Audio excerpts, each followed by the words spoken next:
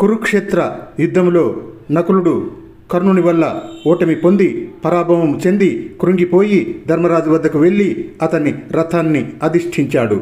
నిట్టూర్పులు విడుస్తూ కుండలో అంచిపెట్టిన సర్పములా నకులుడు విచారంగా ఉన్నాడు.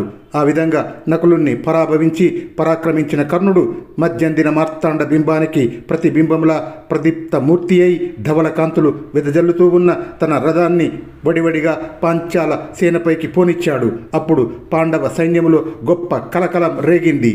కర్ణుడు పాంచాలులను కదిసి గొప్ప యుద్ధం చేశాడు. కర్ణుడు కరుకైన బాణాలతో పాంచాల సేనలోని సారథులను కడతీర్చి ధ్వజపతాకాలు పడగొట్టి రథ్యాలను కూల్చి ఛత్రచామర భూషణాలను పొడి పొడి చేసి యోధుల శిరస్సులు త్రుంచాడు. నాయకులు లేని గజ అశ్వరథాలు తిరుగాడడం అక్కడక్కడ ఉంది. కుంభాలు పగిలి తొండాలు తెగి రక్తధారలు స్రవిస్తూ ఉన్న ఏనుగులు పెను గాలికి చెదిరిన మేఘాల వలె ఉన్నాయి. మరికొన్ని ఏనుగులు నారాచ తోమరాదుల చేత పీడితములై జడిసి మిడుతలు అగ్నిలోనికి ఉరికినట్లుగా ఆ రాధేయుడికి ఎదురుగా పరుగుపెట్టాయి. రౌతులు హతులగుట వలన గుర్రాలు వ్రేలాడుతూ ఉన్న సువర్ణ భూషణాలతో కళ్యాలు లేకుండా రణ భూమిలో నలువైపులా సంచరించడం ఉంది. అవయవాలు తెగిపడి ఉన్న అశ్వికులు ఉన్నారు. మహారథి కర్ణుడి బాణాగ్నికి దగ్ధులవుతూ పాంచాల వీరులు పలాయనం చిత్తగిస్తూ ఉండగా కర్ణుడు వారిని తీవ్రమైన శరాలతో బాణాలతో తరుముతూ వచ్చాడు.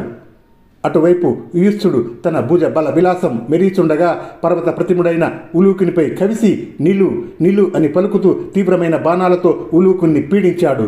అందుకు ఉలూకుడు అలిగి తీక్ష్ణమైన బాణాలతో యుయుత్సుని ప్రహరించాడు. విల్లు విరిగిన యుయుత్సుడు మరొక విల్లు తీసుకొని అరుణారుణ నేత్రుడై 60 సాయకాలు బాణాలు ప్రయోగించి ఆ శకుని పుత్రుణ్ణి తీవ్రంగా నొప్పించాడు. అందుకు ఉలూకుడు కోపోద్దీపితుడై 20 బాణాలు ప్రయోగించి యుయుత్సుని సువర్ణ ధ్వజాన్ని తెగవేసినాడు. అప్పుడు ఆ యుయుత్సుడు కోపావేశ పరవశుడై 5 బాణాలతో ఉలూకుని వక్షాన్ని నొప్పించగా అతను తిరిగి సానపట్టిన బల్లెంతో యుయుత్సుని సారథిని తల తెగ నరికాడు. అంతేకాకుండా అతని అశ్వాలను కూల్చాడు.